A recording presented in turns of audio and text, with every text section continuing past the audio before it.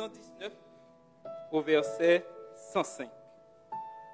Ta parole est une lampe à mes pieds et une lumière sur mon sentier. Que l'Éternel bénisse sa parole. Nous sommes invités à nous mettre à genoux selon nos possibilités pour la prière.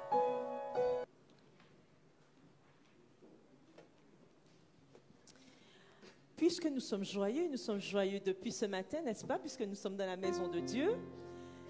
Nous avons aussi commencé, je voulais annoncer pour ceux qui étaient là à l'école du sabbat, que nous sommes dans cette journée spéciale Atteindre le monde, où nous mettons l'accent sur l'évangélisation par correspondance essentiellement, mais aussi l'évangélisation tout court, parce que tous doivent entendre parler de Jésus. Et ce matin, nous continuons pour cette louange, toujours avec cette mission, cette piqûre de rappel chantée pour nous rappeler ce que nous devons faire. Et pour commencer, nous vous invitons à chanter avec nous au numéro 213 de notre hymne et louange, cloche, sonnez l'évangile.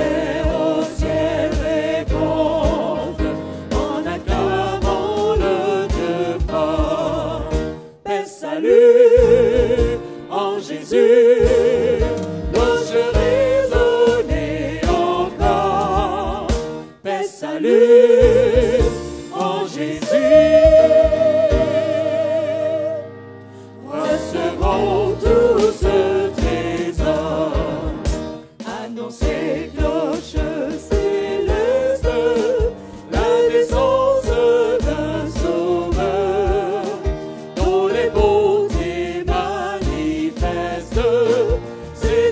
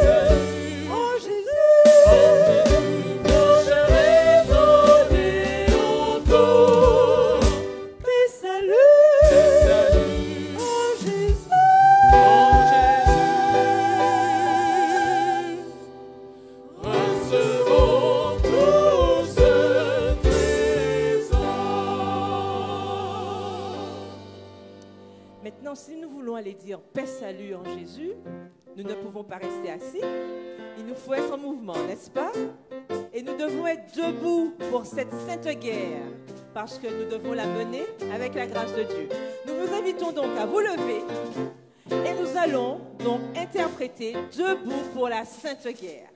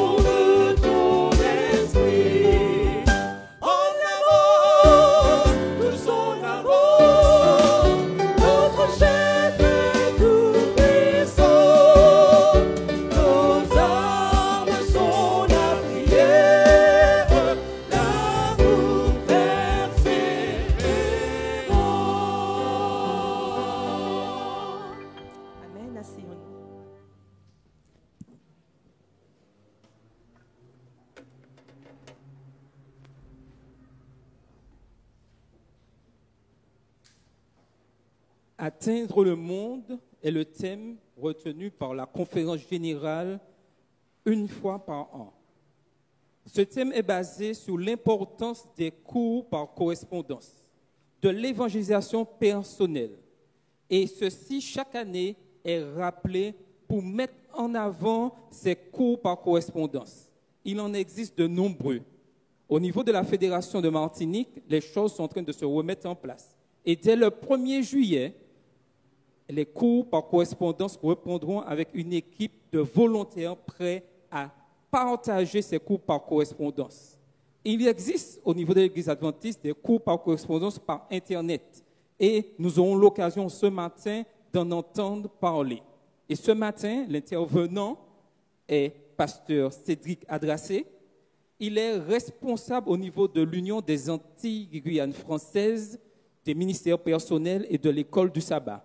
Nous lui souhaitons une cordiale bienvenue. Tu es chez toi, Cédric.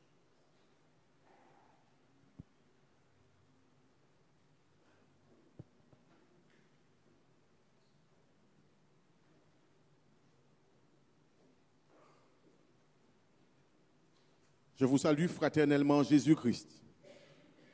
Il semble qu'il n'y ait personne ici ce matin. Est-ce que vous m'entendez?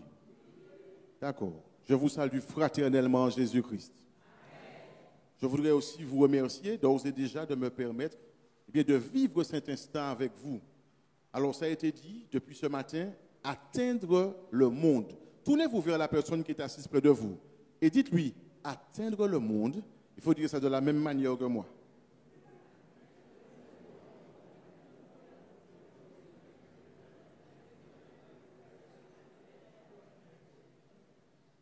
Une seule phrase qu'on a donnée, il y en a toujours qui saisissent l'occasion pour dire une deuxième phrase. Hein? Atteindre le monde. Alors, c'est le thème général qui a été choisi par la conférence générale et comme ça a été dit par frère Charles, chaque année, ce thème revient et c'est le thème qui m'a été proposé. Mais c'est aussi la mission qui nous a été confiée, n'est-ce pas? En tant qu'Église, en tant que communauté, mais également en tant qu'individu. Oui, nous sommes appelés à atteindre le monde, c'est-à-dire à répandre l'évangile partout où il y a vie. D'ailleurs, si vous êtes fatigué de souffrir, si vous en avez assez avec ce monde tel que nous le connaissons, eh bien, je vous invite tout simplement à prêcher l'évangile. Oui, je vous invite à saisir toutes les occasions qui se présentent à vous, eh bien, pour partager votre foi, parce que la Bible déclare, dans Matthieu, chapitre 24, le verset 14, que l'évangile sera prêché dans le monde entier pour servir de témoignage à toutes les nations et alors viendra la fin. Par conséquent, eh bien, si nous voulons rentrer à la maison, si nous voulons finir avec ce monde, eh bien, il nous faut prêcher l'évangile. Amen. Vous êtes partis sur moi. Hein? Alors, plusieurs méthodes s'offrent à nous pour pouvoir atteindre le maximum de personnes. Nous avons quoi? Des campagnes d'évangélisation? Oui ou non? Qu'avons-nous encore? Nous avons les petits groupes. Quoi encore? Il n'y a que moi qui parle là. Hein? Nous avons les programmes proposés par les différents départements de l'Église parce que, en réalité, tout programme de l'Église doit être à caractère évangélique. Et il y a aussi ce que nous avons appelé à l'Union les foyers de l'espérance, c'est-à-dire des lieux de vie et de partage où se rencontrent toutes les générations, des lieux porteurs d'espoir face aux situations difficiles du quotidien. J'en parlerai ce soir d'ailleurs à l'église d'Éphèse et donc je vous invite à venir entendre cela ce soir à partir de 19h à l'église d'Éphèse. Et puis, dans le cadre de cette thématique atteindre le monde, il y a aussi un autre moyen dont vous en avez entendu parler depuis l'école du sabbat, qui s'appelle comment?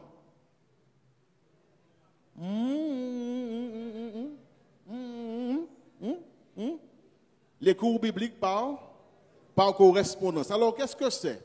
Eh bien, c'est simplement un moyen efficace d'atteindre ceux qui vivent dans des régions éloignées, mais un moyen efficace également, eh bien, pour ceux qui ont peu de temps pour pouvoir se joindre, eh bien, un groupe d'études bibliques. Aussi, eh bien, les cours de Bible par correspondance permettent à ceux qui se sentent incapables de prêcher ou de conduire une étude biblique, eh bien, de pouvoir contribuer malgré tout à la propagation de l'Évangile. Oui, parce que les cours bibliques par correspondance sont bien entendu des études bibliques, mais elles sont suivies eh bien, de questionnaires afin de pouvoir asseoir la compréhension de l'étudiant. Et les études sont proposées, une ou plusieurs langues, et pour divers groupes d'âge. Mais le point essentiel est que la personne intéressée, elle peut les recevoir soit par voie postale ou par courriel, c'est-à-dire par son adresse email, et elle les renvoie pour correction et ainsi recevoir la prochaine étude par le même biais. Et donc, vous savez, il y a des personnes qui n'assisteront jamais à nos campagnes d'évangélisation. Il y en a qui ne vont jamais intégrer de petits groupes. Mais chez elles, à l'abri des regards, loin du que dira-t-on, eh bien, nous pouvons leur donner la possibilité d'étudier la Bible et de découvrir ce Dieu bon et tout-puissant que nous servons. Souvent, nous attendons que ce travail qui consiste à propager l'Évangile soit accompli par les anciens et le pasteur. Mais nous disons bien ministère personnel. Et donc cela renvoie à la notion de responsabilité personnelle, d'une tâche qui revient à chacun. Et puis, dites-moi, si nous avons goûté que le Seigneur est bon, ne voulons-nous pas que d'autres puissent faire la même expérience? Amen. Et donc, par le biais des cours bibliques par correspondance, de nombreuses personnes ont été amenées à la foi. Elles ont pu comprendre le plan du salut. Notre tâche consiste simplement alors proposé de recevoir ces études afin d'être bénis par elles. Notre tâche consiste simplement à être des instruments entre les mains de notre Dieu. Amen. Et dans la Bible, eh bien, il y a une histoire que je voudrais que nous puissions considérer ce matin. Elle se trouve dans le 2e livre des Rois, au chapitre 5. Le 2e livre des Rois, au chapitre 5. C'est une histoire connue et je voudrais qu'ensemble, nous puissions la revisiter. 2 Rois, le chapitre 5, à partir du 1er verset.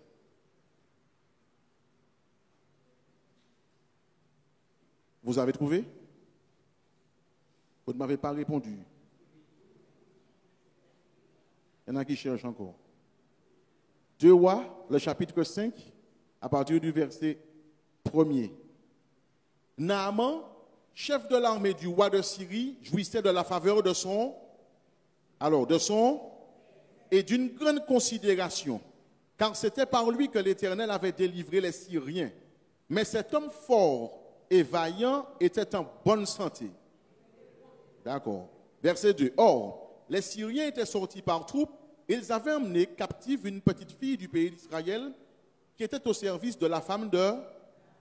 Et elle dit à sa maîtresse, « Oh, si mon Seigneur était auprès du prophète qui est à Samarie, le prophète le guérirait de sa lèpre. » Naaman alla dire à son maître, « La jeune fille du pays d'Israël a parlé de telle et telle manière. » Et le roi de Syrie dit, « Va, rends-toi à Samarie et j'enverrai une lettre au roi d'Israël. » Il partit, prenant avec lui 10 talents d'argent, 6000 cycles d'or et 10 vêtements de rechange. Il porta au roi d'Israël la lettre où il était dit, « Maintenant, quand cette lettre te sera parvenue, tu sauras que je t'envoie Naaman, mon serviteur, afin que tu le guérisses de sa lèpre. » Après avoir lu la lettre, le roi d'Israël déchira ses vêtements et dit, « Suis-je un Dieu pour faire mourir et pour faire vivre, qu'il s'adresse à moi afin que je guérisse un homme de sa lèpre? Sachez donc et comprenez qu'il cherche une occasion de dispute avec moi. » Lorsqu'Élisée, homme de Dieu, apprit que le roi d'Israël avait déchiré ses vêtements, il envoya dire au roi, « Pourquoi as-tu déchiré tes vêtements? Laisse-le venir à moi. Il saura qu'il y a un prophète où ça? » Naaman vint avec ses chevaux et son char et il s'arrêta à la porte de la maison d'Élisée. Élisée lui fit dire par un messager, « Va, et lave-toi combien de fois?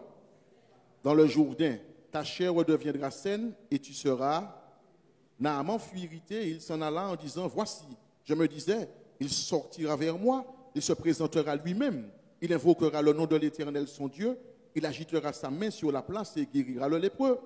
Les fleuves de Damas, l'Abana et le Parpar, ne valent-ils pas mieux que toutes les eaux d'Israël? Ne pourrais-je pas m'y laver et devenir pur? » Et il s'en retournait et partait avec fureur. Mais ses serviteurs s'approchèrent pour lui parler et lui dirent, « Mon père, si le prophète t'eût demandé quelque chose de difficile, ne l'aurais-tu pas fait? Combien plus dois-tu faire ce qu'il t'a dit? Lave-toi et tu seras pur. » Il descendit alors et se plongea 7 fois dans le Jourdain selon la parole de l'homme de Dieu. Et sa chair redevint comme la chair de jeune enfant et il fut pur. Prions ensemble. Notre Père et notre Dieu, nous avons ouvert ta parole. Parle-nous s'il te plaît à travers elle. Au nom de Jésus. Amen. Alors, voici une histoire que nous connaissons et nous voulons ensemble la reconsidérer ce matin. Laissez-moi voir la main de ceux qui connaissent cette histoire. D'accord, très bien. Alors, la Bible nous parle d'un homme qui s'appelait comment? Il s'appelait comment? Naaman. Et la Bible nous dit un peu plus sur cet homme. Non seulement elle nous donne son nom, son prénom, mais elle nous dit aussi qui il était. Qui était-il? Le chef de l'armée de la Syrie. Et on comprend que cet homme était un homme honoré. Il avait une position importante au sein du gouvernement syrien. D'accord? Il était respecté. On le comprend. Mais cependant, cet homme, il avait tout de même un problème. Lequel? Il était lépreux. Et donc, il avait son respect, il était honoré, mais il était lépreux. D'accord? Et d'ailleurs, en lisant, on comprend que son problème de santé ne l'avait pas privé de la présence de son foyer, de sa famille. Son problème de santé ne l'avait pas empêché de continuer à travailler. Alors, peut-être qu'il n'avait pas une forme la forme la plus sévère, mais cependant, il était tout de même lépreux. Est-ce que chez lui, il avait une dépendance à part, mais cependant, il pouvait continuer à travailler. Et j'ai envie de dire, mais heureusement que cet homme n'était pas israélite, parce que s'il avait été israélite, il n'aurait pas pu continuer à jouir de la présence de sa famille. Il aurait été obligé d'être séparé de ses proches et puis de se retrouver avec d'autres lépreux. Et si par malheur, une personne bien importante venait à passer non loin de lui, il aurait eu à crier « lépreux, lépreux, éloignez-vous » pour ne pas contaminer la personne. Est-ce que vous êtes avec moi jusque-là? D'accord? Mais comme il est syrien, il semble que les Syriens avaient une autre façon d'appréhender ou de considérer le problème de santé qu'on appelait la lèpre. Vous êtes toujours là avec moi? D'accord. Et donc cet homme, malgré son problème de santé, parce qu'il est syrien, il peut encore jouir de sa famille, de la présence de ses proches. Il peut encore continuer à travailler. Il peut encore continuer à exister, j'ai envie de dire, continuer à vivre. Mais la Bible nous parle cependant, alors il y a une phrase qui est quand même un peu troublante, parce qu'il est dit que c'est par lui que l'Éternel les avait délivrés. Est-ce que vous avez lu ça? Hein? Je ne vais pas entrer dans trop de détails ce matin, pour cette partie-là en tout cas, mais on réalise que Dieu il travaille avec tout le monde. Hein? Il utilise tout le monde, oui ou non? Amen. Maintenant, il est dit qu'il y avait une petite fille. Est-ce que vous avez noté cela? Une petite fille du pays d'Israël. Et donc, elle ne vient pas de la Syrie, mais elle vient d'Israël. Et elle se retrouve au service de la femme de cet homme. Pourquoi? Parce que lorsque la Syrie avait attaqué Israël, eh bien, ils avaient ramené des captifs, et dont elle. Et donc, elle se retrouve au service de la femme de Naaman. Alors, elle n'est pas atteinte de la lèpre, pas du tout. Cependant, elle se trouve séparée de sa famille. Elle est séparée de ses proches. Si elle avait des petits frères ou des petites sœurs, elle ne sait plus ce qu'ils sont devenus. Elle n'a aucune nouvelle de ses parents. Elle n'a aucune nouvelle de comment les choses se passent dans son pays. Hein? Elle est séparée de son foyer, séparée de sa famille. Qu'avait-elle fait? Rien. Elle s'est retrouvée entre un problème, entre deux territoires, entre deux pays, entre deux nations. Vous êtes toujours avec moi au bas? Elle n'a pas la lèpre, mais elle ne peut pas jouir de la présence de sa famille. J'aimerais que nous puissions ensemble nous retrouver en Syrie là, pour que nous puissions bien comprendre où nous allons. Elle n'a pas la lèpre, mais elle ne peut plus voir le visage de ses parents. Sa mère qu'elle a eu l'occasion de voir, avec qui elle parlait, si elle avait des frères ou des sœurs plus grands, plus petits, mais c'est fini tout cela. Et vous pensez bien qu'on dit qu'elle est au service de la femme de Naaman, donc probablement qu'elle mange quand on lui donne l'occasion de manger. Qu'elle est au service, va essuyer la table, fais la vaisselle, va ici, viens par là, non, tais-toi, tu ne parles pas. On t'a posé une question. Une vie difficile en Syrie. Cependant, elle est bien consciente que son maître a un problème de santé. Lequel? La lèpre. Et elle parle avec sa maîtresse. Elle lui dit, mais si mon maître se rendait en Samarie, le prophète le guérirait de sa lèpre. Alors, moi, ça m'interpelle. Excusez-moi, caméra, suivez-moi s'il le faut, mais je vais me déplacer. Alors, ça m'interpelle. Parce que c'est à cause de cet homme qu'elle se retrouve séparée de sa famille. C'est à cause de lui qu'elle ne peut plus grandir au sein de son foyer. Mais elle arrive à désirer la guérison de cet homme. Elle arrive à vouloir qu'il aille mieux, voir qu'il soit totalement guéri. Mais non seulement cela, mais elle croit encore que Dieu est capable d'agir. Alors que vraisemblablement, elle pourrait se dire, mais Dieu n'a rien fait pour m'empêcher de me retrouver esclave en terre étrangère. C'est une petite fille, elle n'est pas une jeune adulte encore. Ça veut dire qu'elle est encore, s'il fallait ramener aujourd'hui, elle est encore opprimée. Mais elle arrive, elle croit encore que Dieu peut faire quelque chose. Comment fait-elle pour croire cela? Comment fait-elle pour encore avoir de l'espoir? Comment fait-elle pour espérer alors qu'elle est séparée de sa famille? On réalise que malgré le fait qu'elle ne soit plus en Israël, eh bien, elle n'a pas perdu sa foi en Dieu.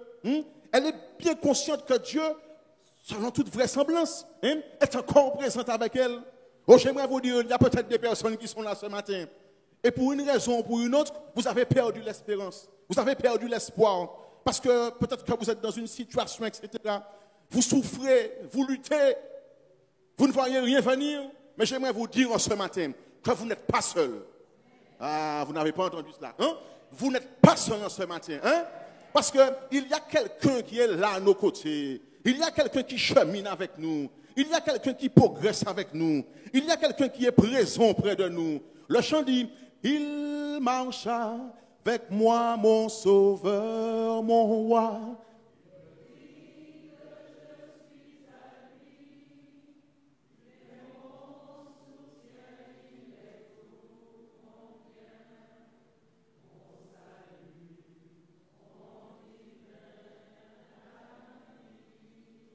Amen.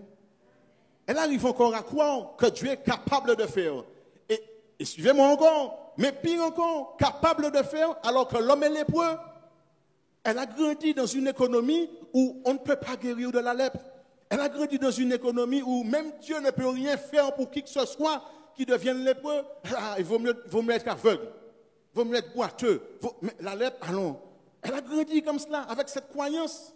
Et malgré toutes les circonstances dans lesquelles elle se trouve, malgré l'éducation qu'elle a reçue par rapport à cette maladie, elle arrive à croire que Dieu est capable. Elle n'émet aucun doute. Elle dit, s'il vend Samarie, le prophète le guérira.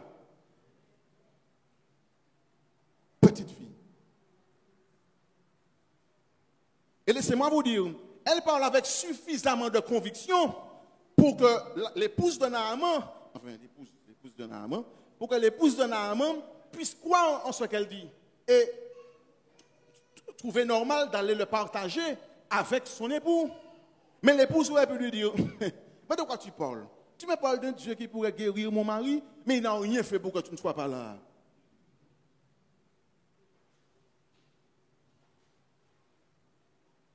Je vous ai perdu ou vous êtes encore là? Vous êtes en Samarie ou vous êtes... Elle aurait pu lui dire, mais de quoi tu parles? Tu parles d'un Dieu, mais il n'a rien fait pour toi. Mais elle parle avec suffisamment de conviction qu'elle a été convaincue, qu'elle l'a partagé avec son époux, et l'époux lui-même, qui vraisemblablement ne l'a pas entendu, mais a entendu son épouse, il a été voir le roi pour lui dire, hey, elle a parlé de telle manière, et le roi lui-même, il se met à croire. Mais ça part d'une petite fille. Alors le roi de Syrie, qu'est-ce qu'il fait? Il envoie, il écrit, il rédige une lettre. C'était le principe à l'époque. Généralement, on ne devait pas venir sur le territoire de notre roi sans avertir, etc. Donc il l'avertit. Mais regardez cela. Le roi d'Israël, pour lui aussi, la lèpre, on ne guérit pas de cela. On ne peut rien faire. Et donc il se dit que certainement ils sont au courant de cela. Et donc c'est une manière pour créer encore un problème entre nous. Et, elle a chaud. Deux perceptions différentes. Tu as regardé la voiture, tu as dit, mais de quelle couleur la voiture était là? Tu me dis bleu. Je dis bleu. Mais non, il faut porter des lunettes. Elle est noire. Alors ça peut être un problème de vue. Mais il peut arriver aussi que la personne avait fait un accident, elle n'a pas trouvé. Elle était bleue la voiture au départ, elle n'a pas trouvé de porte bleue à la caisse, elle a trouvé noire. Donc moi je l'ai vue d'un côté, elle était vraiment noire, lui il a vu, elle était bleue. Si ce n'est pas ça, de toutes les manières, c'est moi qui ai raison.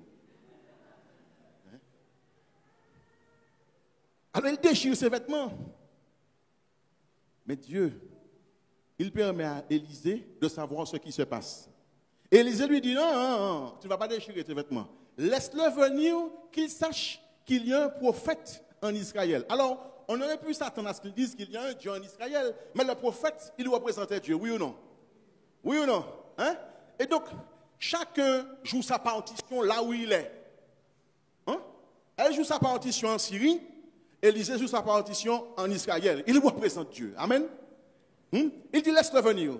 Et Naaman, malgré la lèpre, hein, on sent que le gars, c'est un homme fier, c'est un homme, l'estime de soi là est boostée, mais c'est même démesuré. Hein, on pourrait même dire autre chose. Il arrive avec ses chars, il arrive avec de l'or, il arrive. Mais Dieu, c'est un Dieu smart. Parce que Dieu, je crois personnellement qu'il invite Élisée à ne pas y aller lui-même. Non, envoie le serviteur. Essayez d'imaginer que vous avez Macron qui arrive ici, le président Emmanuel Macron qui arrive, et puis c'est moi qu'on envoie.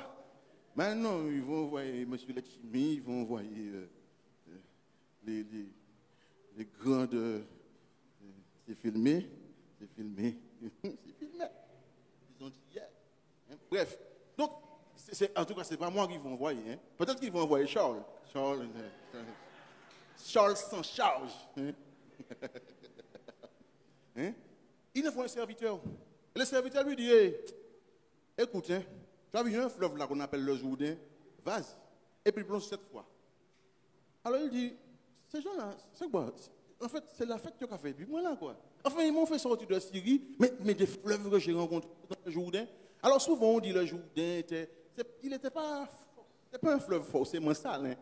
D'accord? Mais ce n'était pas le meilleur. C'était pas le meilleur.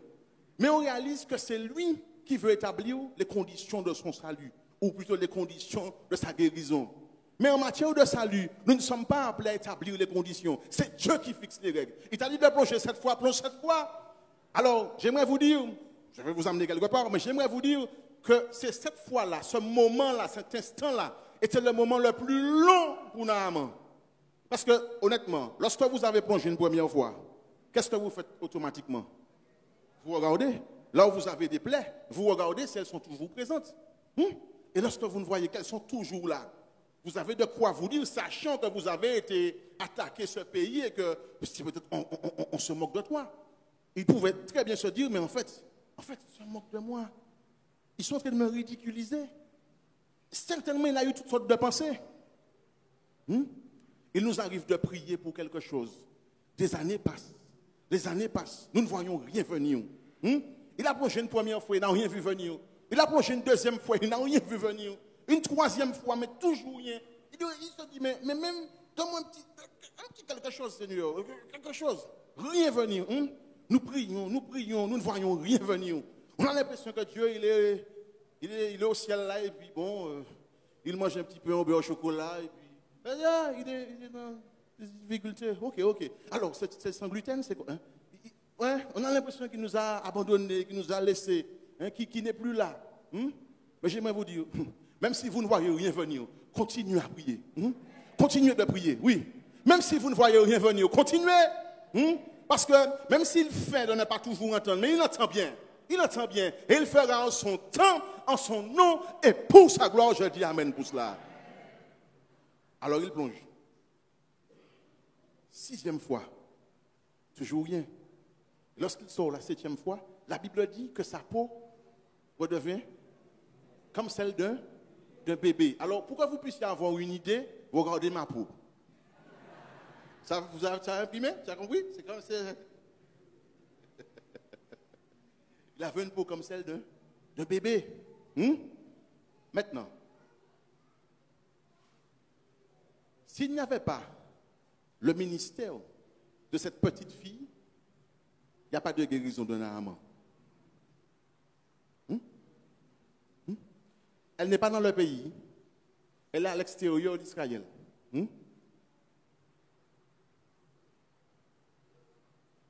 Vous êtes avec moi ou pas? Elle n'est pas en Israël. Elle est en Syrie. Elle aurait pu se soucier que d'elle. Essayer de... Elle se soucie de l'autre. Elle se soucie de sa guérison. Est-ce que nous nous soucions du salut des autres? Est-ce que nous nous soucions vraiment de l'autre?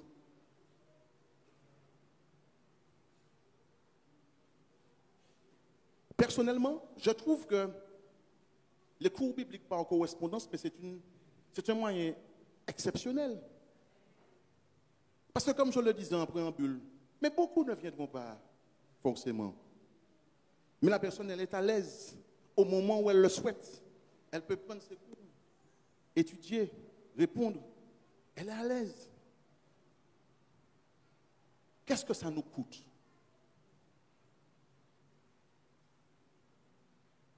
Elle aurait pu s'occuper que d'elle, considérer son problème, et puis attendre d'être délivrée pour pouvoir œuvrer. Non, dans sa situation, elle est au ministère pour Jésus. Hein?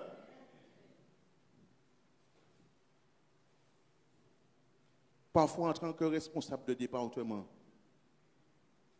il nous arrive de faire cavalier seul. Chacun fait sa petite sauce à côté. Mais quand est-ce qu'on va s'asseoir, qu'on va se mettre ensemble, et puis définir un projet évangélique, et puis chacun tend vers cela dans tout ce qu'il propose? Amen. Amen.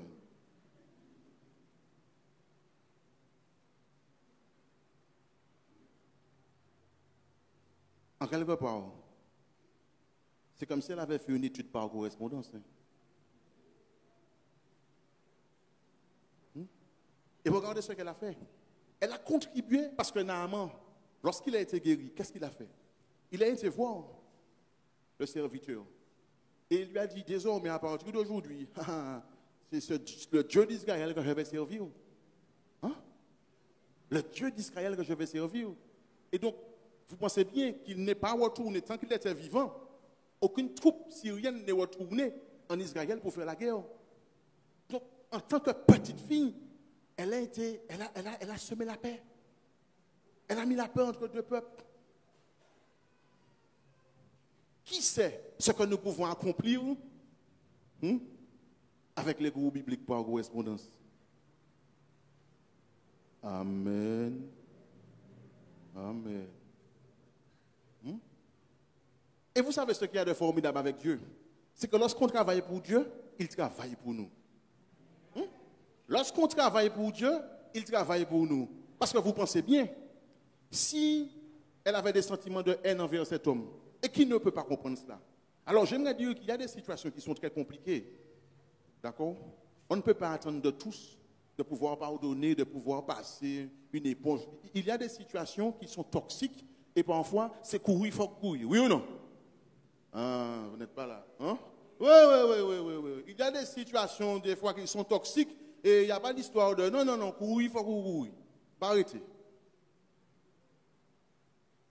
Ah, vous venez pas être d'accord avec moi, parce que c'est de quoi il parle. Ah ouais.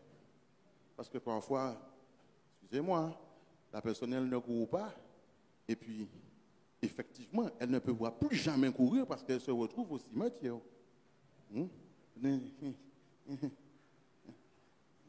Au moins, elle est restée là, elle a tenu.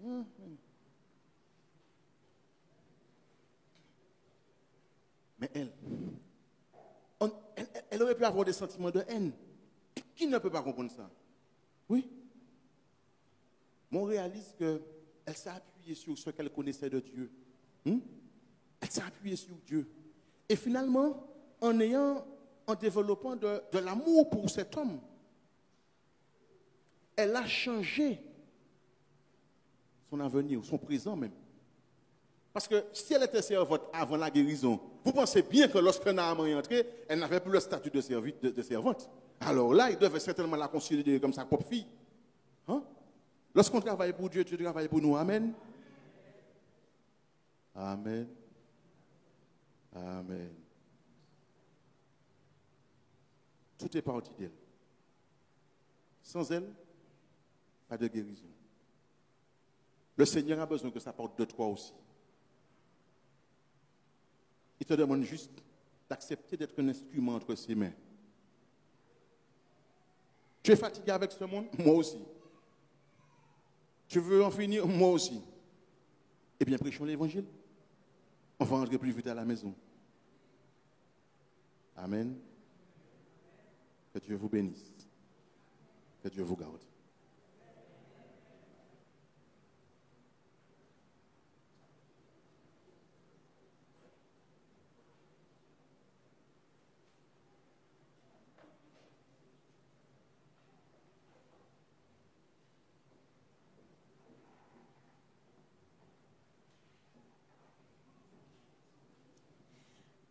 Après ces paroles inspirantes, nous vous invitons, pour terminer notre programme, À vous lever, nous allons interpréter ensemble le chant « Cherchons les perdus ».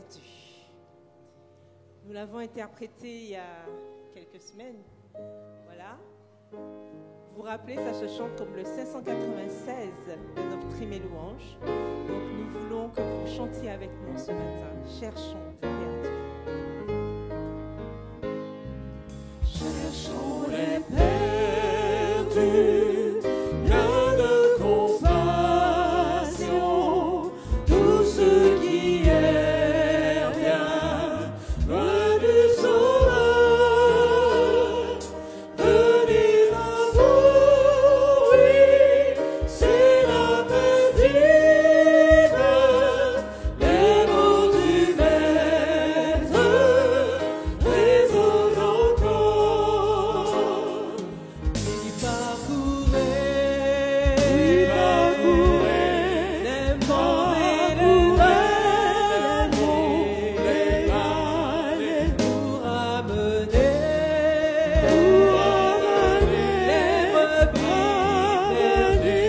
les brebis perdues au bon berger,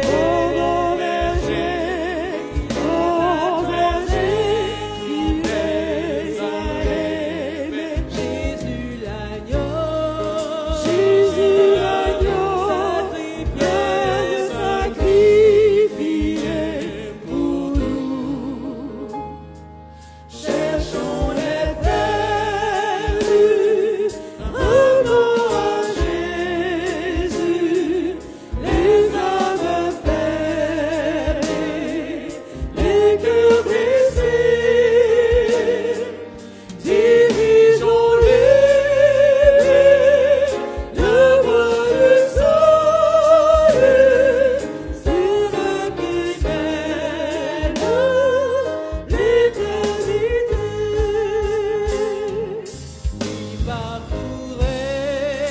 Oui, parcourez les monts et les vallées pour amener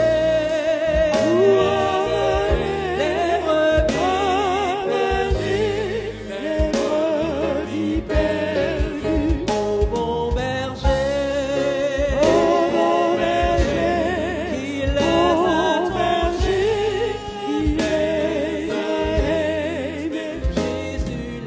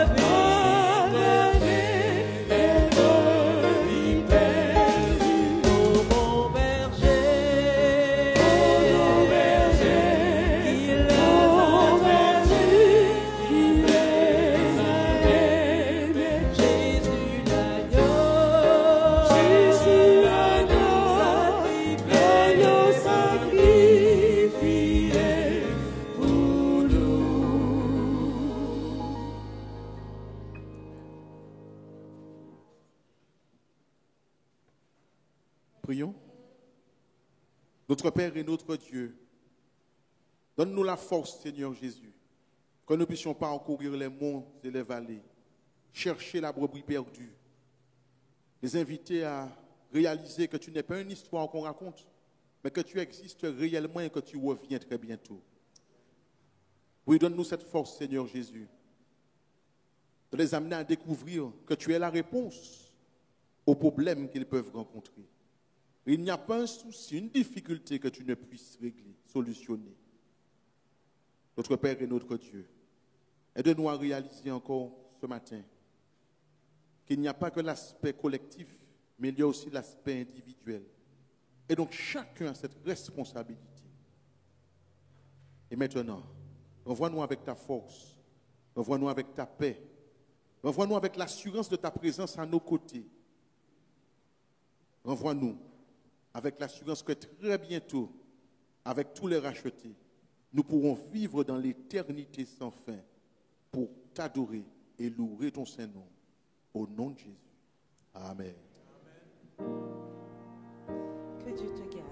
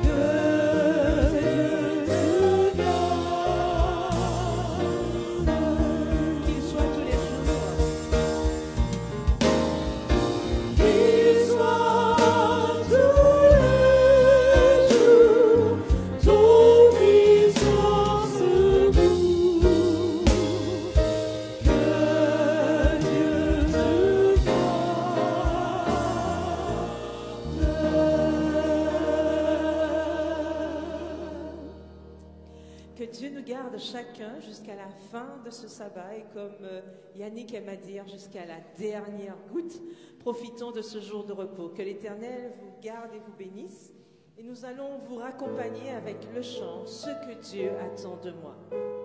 Bon sabbat à tous.